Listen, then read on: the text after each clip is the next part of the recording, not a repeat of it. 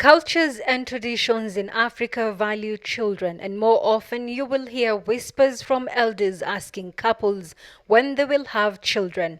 It may not be mentioned outright, but this is an issue that many who suffer from infertility will rather not discuss openly.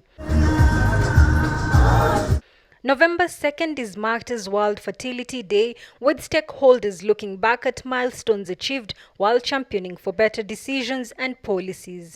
When we started, no one was talking about infertility, but as an organization, we've tried to create awareness, and we have tried to demystify the myth behind infertility. In vitro fertilization services are not cheap. On average, it will cost one about $500,000 to get the services locally. The National Insurance Fund does not support fertility treatment, making it hard for Kenyans who would want to access these services. We are asking the government if they could also open up IVF centers in the public hospital, because as you know, in the private hospital is a bit expensive. Gynecologist Dr. Wachira Murage says thanks to improved technologies, more than 2,000 Kenyans have tried IVF. Some have come out lucky and started their journey to parenthood.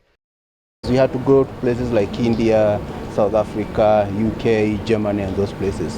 We now have more than 15 fertility centers. Dr. Rajesh Chaudhary explains that usually the procedures are structured. Once a patient is examined on their suitability, they are then put on treatment. We started from the second day of the cycle, and it takes roughly around 3 weeks to complete the process.